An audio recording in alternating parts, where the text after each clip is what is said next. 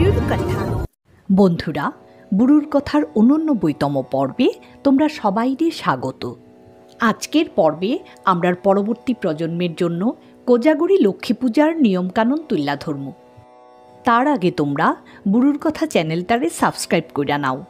কোজাগরি লক্ষ্মী পূজা প্রতিটা বাঙালি হিন্দু ঘরের গৃহবধূরাই ঘরের সুখ শান্তি কামনা কইরা কোজাগরি পূর্ণিমাতে দেবী লক্ষ্মীর আরাধনায় মত্ত হন।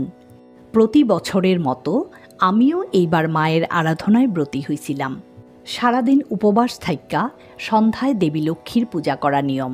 কোজাগরি লক্ষ্মী পূজার উপকরণ: কাঠের জলচৌকি, ধানের ছড়া, আসনে পাতার জন্য লাল, হলুদ বা কমলা রঙের কাপড়, কড়ি, হরিতকি, কাঁচা টাকা, শাখা, তেল সিঁদুর, কাঁচা হলুদ, সোনা রূপা, পিতলের ঘট ও মাটির ঘট, লাল ফুল, পদ্ম, বেলপাতা, ধান দুর্বা, শীষ থাকা ডাব, 2টা পান, 2টা ঘিয়ের প্রদীপ, দুধ, দই, মিষ্টি, ফল, সাগুর ভোগ, পঞ্চনৈবেদ্য, মুড়ি, চিরা, খইয়ের মোয়া, নারকেল ও তিলের নাড়ু ইত্যাদি।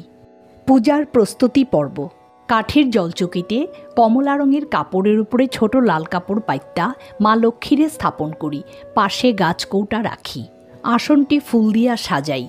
মায়ের সামনে আলপনা দিয়া তার উপরে একটা কলাপাতা রাইখা মাঝখানে ধান দেই।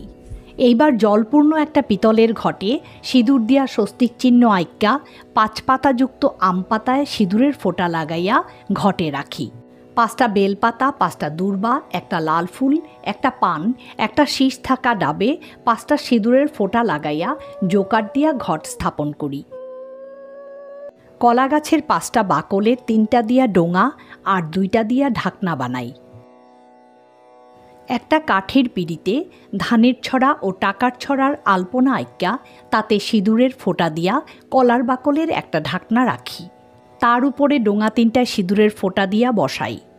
একটা ডোঙায় কাঁচা টাকা, কড়ি, কাঁচা হলুদ, অন্যটায় সোনা রূপা এবং তৃতীয়টায় হরিতকি, ধান, কালো তিল, পাটপাতা রাইখা তার উপরে ঢাকনা দেই। ঢাকনার উপরে সিঁদুরের ফোঁটাও ধানদুর্বা দিয়া মা লক্ষ্মীর ভাড়ার স্থাপন করি, যারে আমার দেশের বাড়িতে ডোল যাবার কইত। এইবার একটা চাল ভর্তি মাটির ঘটে একটা কড়ি, একটা হরিতকি ও একটা কাঁচা টাকা রাইখা মা লক্ষ্মীর পাশে স্থাপন করি।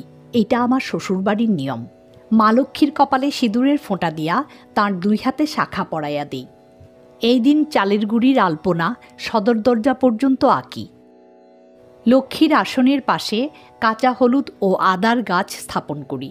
একটা পাত্রে কইরা আসনের সামনে তেল সিঁদুর রাখি। এইবার একটা একটা কইরা ভোগ সাজাইতে শুরু করি। একটা থালার মধ্যে সাগু, কলা এবং বিভিন্ন ধরনের ফল, চিনি, বাতাসা, নারকেল কোড়া, দুধ, ঘি, মধু, কর্পূর, অগরু দিয়া সাগুর ভোগ সাজাই। তারপর পঞ্চদেবতার জন্য একটা কাঁসার থালার মধ্যে গোবিন্দভোগ চাল 5 ভাগে রাইখা কলা ও বিভিন্ন ধরনের ফল এবং দুধ, ঘি, মধু, কর্পূর, অগরু দিয়া পঞ্চনৈবেদ্য ভোগ সাজাই। মা লক্ষ্মীর পূজায় অবশ্যই একটা পাত্রে কইরা খই, চিরা, কলা, বাতাসা, দই, নারকেল কোড়ার ভোগ দিতে হয়। এছাড়াও মা লক্ষ্মীরে এই দিন বিভিন্ন ধরনের নাড়ু এবং মোয়া দেওয়ার নিয়ম। পায়েস, সুজি, লুচি, মিষ্টি ও একটা পানের খিলি আমি ভোগে দেই। 2টা ঘিয়ের প্রদীপ জ্বালাইয়া লক্ষ্মীর বাম দিকে রাখি। এবার শাঁখ বাজাইয়া জোকার দিয়া পূজায় বসি। শঙ্খ বাজিয়ে মাকে ঘরে এনেছি, সুগন্ধি ধূপ জেলে আসনে পেতেছি, প্রদীপ জেলে নিলাম তোমায় বরণ করে, আমারে ঘরে থাকো আলো করে, এসো মা লক্ষ্মী বসো ঘরে, আমারে ঘরে থাকো আলো করে। আরতি শেষ কইরা হাতে দুর্বানিয়া লক্ষ্মীর পাঁচালি পড়ি। দুছায়া দানি কৃপা করো জগন্মাতা, দুর্গতি সাগর পরে ডাকি তোমার মামি, তরাও তারিণী মোরে চরণ নমামি, এতে বলি গ্রন্থ আমি করি সমাপন, ভূমিতে লুকিয়া প্রণাম।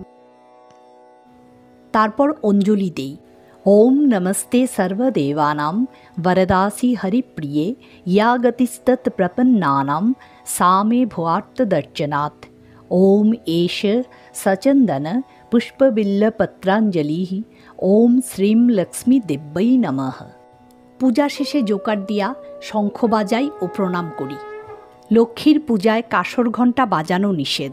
এই দিন প্রসাদ ঘরের বাইরে দেওয়া বারণ। সারা রাত মায়ের সামনে একটা প্রদীপ জ্বালায়া রাখা নিয়ম।